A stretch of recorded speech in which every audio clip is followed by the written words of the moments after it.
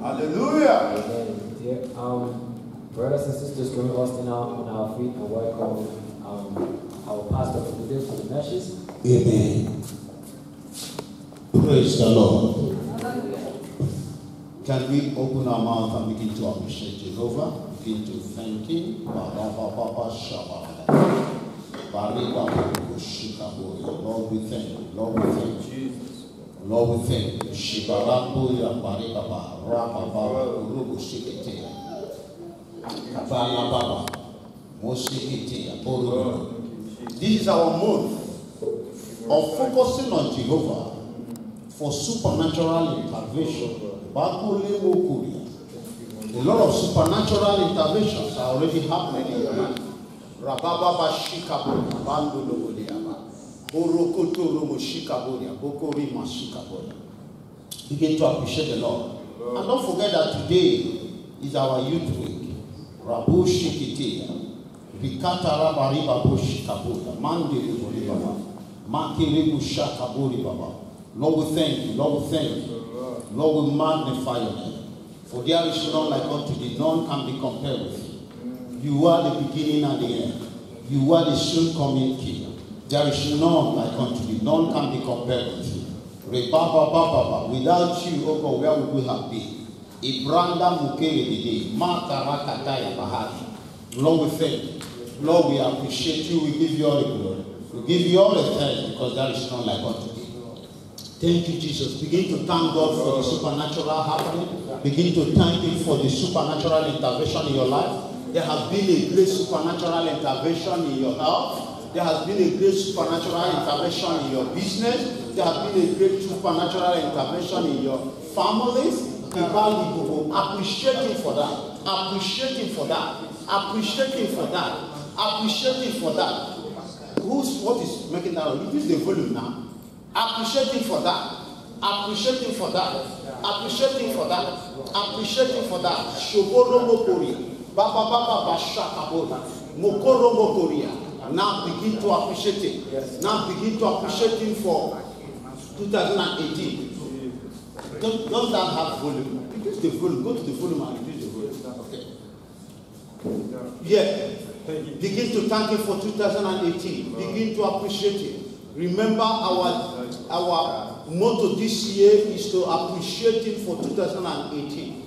We have not appreciated Him enough. We have not appreciated Him enough for 2018. It's going to be Bokori Marababa. Why are we doing it? Because we do not want to give Him a standard. We do not want to give Him a standard. We do not want to give Him a yardstick. We do not want to give Him a sketch of what we want Him to do for us this year. We want Him to make the choice. We want Him to make the choice. We want Him to make the choice. Shabaradada. Mabrokotoro Shikabo. Thank you, Jesus. Thank you, Lord. In the name of Jesus. Lord, breathe upon your word. Cause it to flow in our heart. Cause it to bear fruit. In the name of God the Father, the Son, and the Holy Ghost. In Jesus' name. Amen. You may be seated. I'm not going to take much of your time because today is the last Sunday for the Youth Week. And I've always told you, anytime I'm given opportunity to speak to the youth, I wouldn't want to just preach. I want to establish a divine fact. I want to introduce a principle in the Word of God. Please take that thing up a bit. That's why it's take it up. It should be the height of my chest. Every time. We were using it that level because we didn't have the right one. But now we get the right one. Move it to my chest level so that will be. Praise the Lord. We're working on our media, so we're trying to get everything to the standard so that everything will be cool. So, as the youth has given me the opportunity to minister this morning, I wouldn't just want to just come here and mumble. No. I want something to be established. I want to give you a kingdom principle. And that's why my topic, remember our month, this February is our month of focusing on Christ for what? Supernatural intervention. I don't know how you are taking, the Bible says God gave his word. Great were those that published it. God gave his word. Great were those that published it. Now, God doesn't publish his word with newspaper. It doesn't. He doesn't publish his word. Though some of us pastors are newscasters. We are computers. We get data. We give data.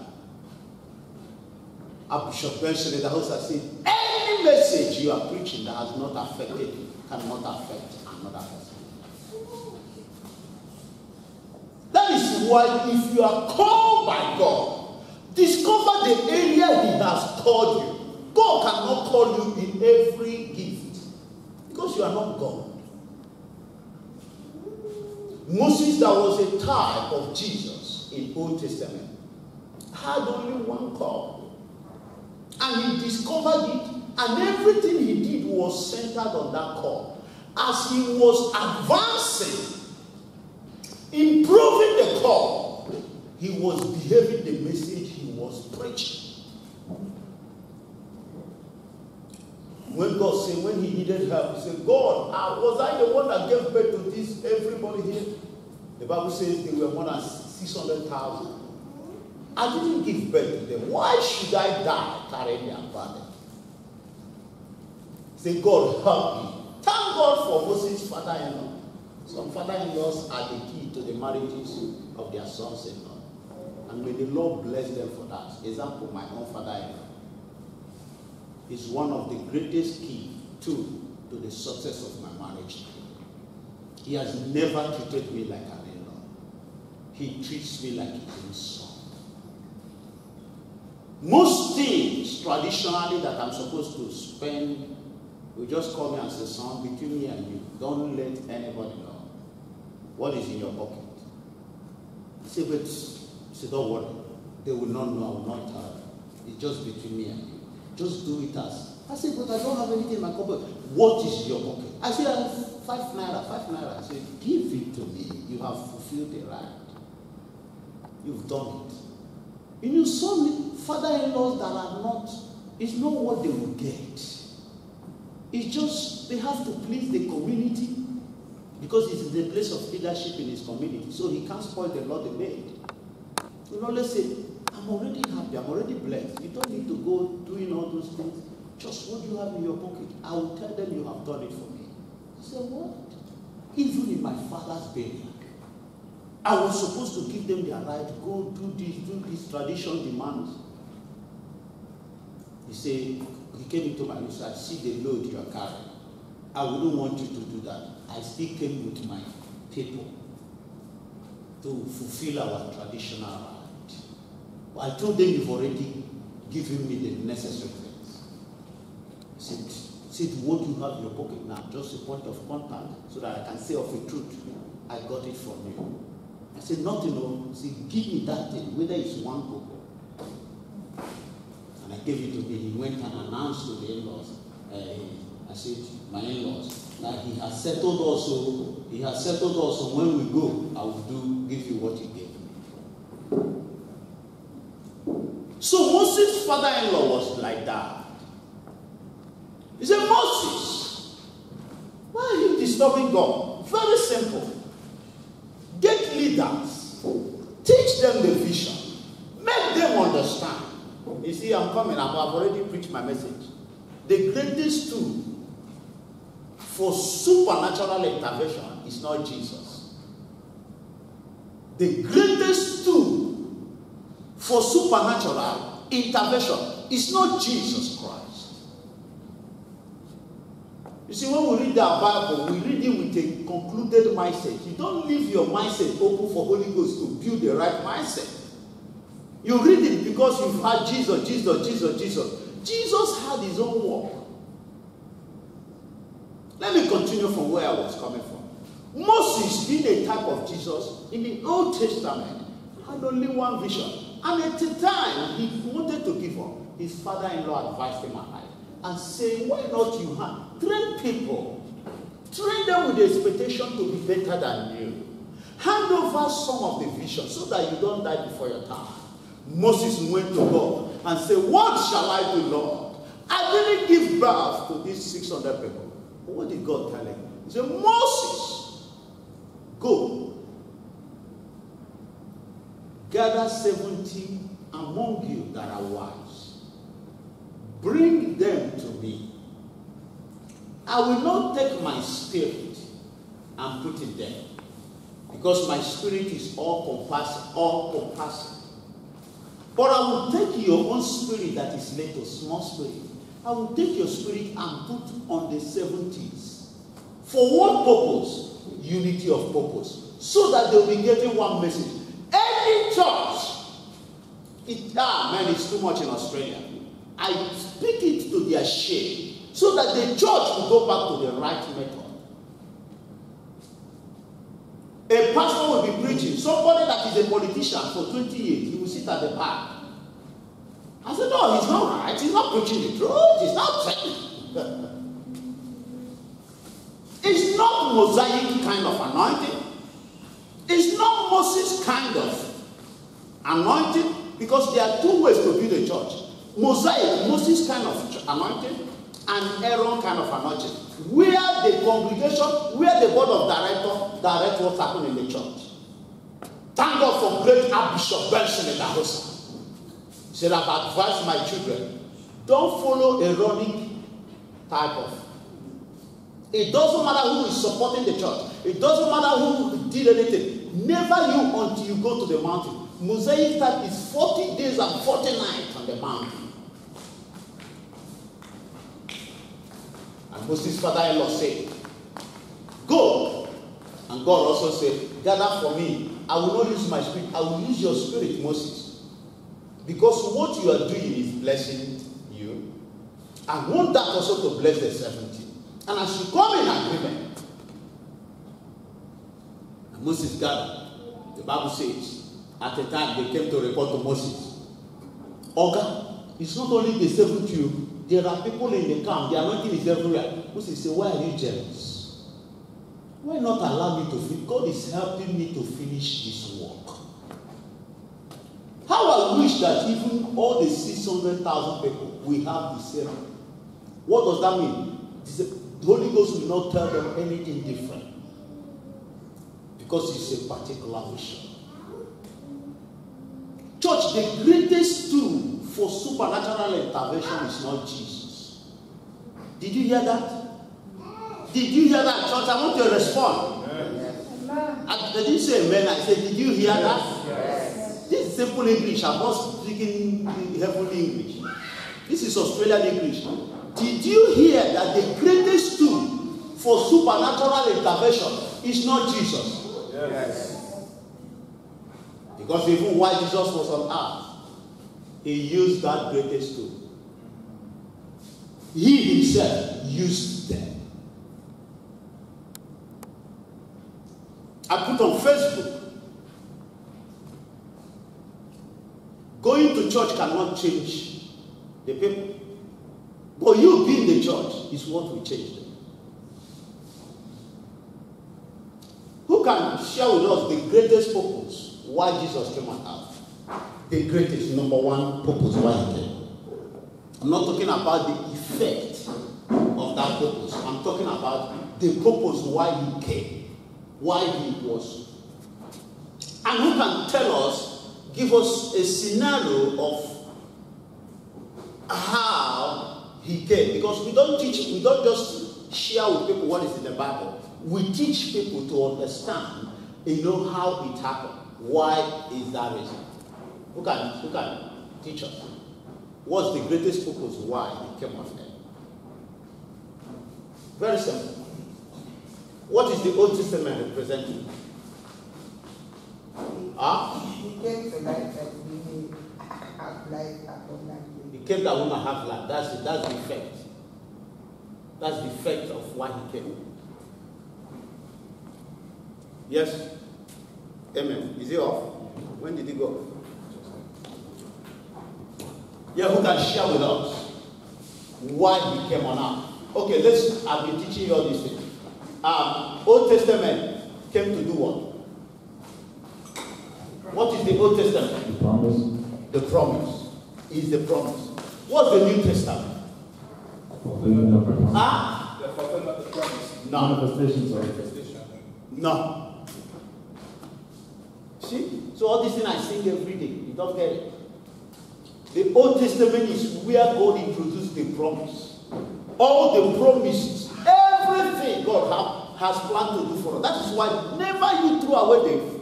And Jesus, when he came, he said, I didn't come to destroy this. I came to fulfill it. So the New Testament is what? Way to the promise, showing us example. That is it. Don't you remember this sense? Yes, sir. Do you really think you are getting what I'm used? Are you getting what I'm teaching? Yes.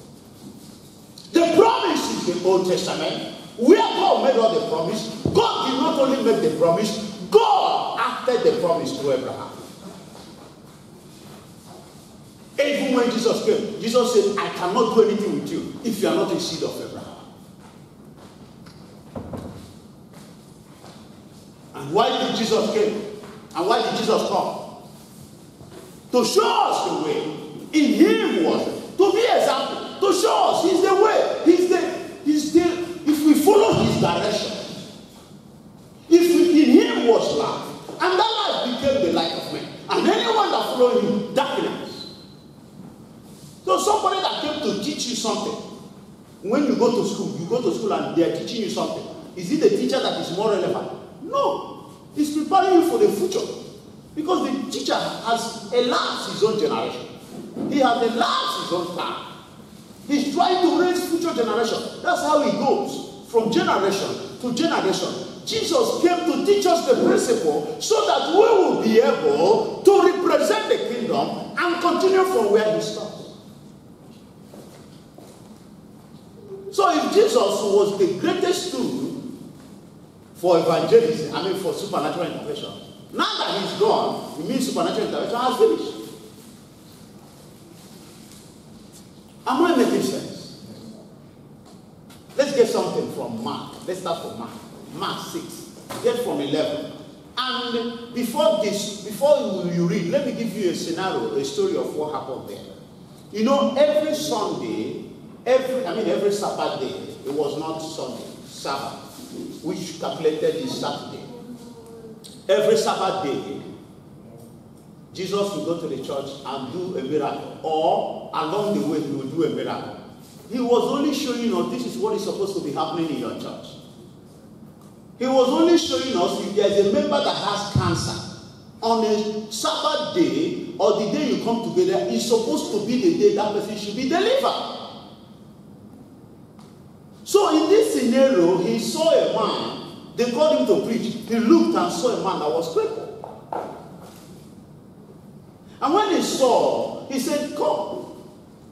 He said, he asked the disciple, is it right for this man to be crippled?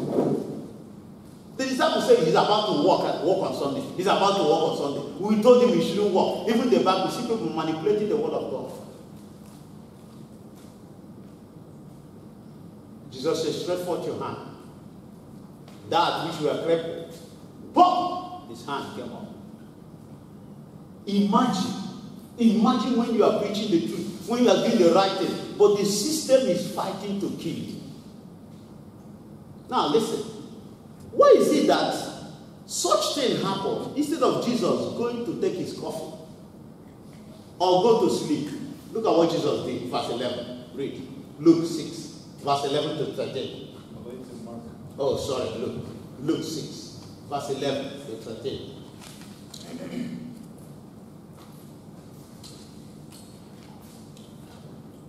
And they were filled with madness. And they were filled. What did Jesus do any wrong thing? He healed somebody that was crippled. He healed somebody that had cancer. He healed somebody that came with diabetes. He healed. He said, no. When light enters, darkness disappears. And he preached it and behaved it, and it worked. And they were filled with madness. Who were filled? The elders of the church, the Pharisees and the Sadducees. They said, we will kill him. Why will he come to make mockery of us? We have been pastoring this church for 20 years, for 30 years. No miracle has happened. Why is he showing people that we don't know what we are doing? Why is he showing people that we cannot do miracle? Why is he doing that? We get money from all these sick people because they call us. When we pray for them, they give us money. And they never get healed. Why is he healing? He became a golden egg among white eggs. And because the white eggs outnumbered him, they started fighting. They are white. The Bible, even Jesus called them painted sepulchres. It was Peter that called them painted sepulchres. They were filled with madness. Jesus said, no, I'm tired. I'll go for the real thing. They need supernatural intervention. I'll go for the real thing. The real thing. Look at it. If Jesus was the greatest tool for supernatural intervention, he will not go further to discover the greatest tool for supernatural intervention. Continue. You will be amazed when you get the answer. And commune one with another. They commune one with another. They conspire. Evil conspiracy. What they might do to Jesus. To destroy him, yes. And it came to pass in those days. Yes. That he went out into a mountain to pray. Imagine. They threatened him. They conspired to kill him. And he didn't go to take his coffee. He said, no.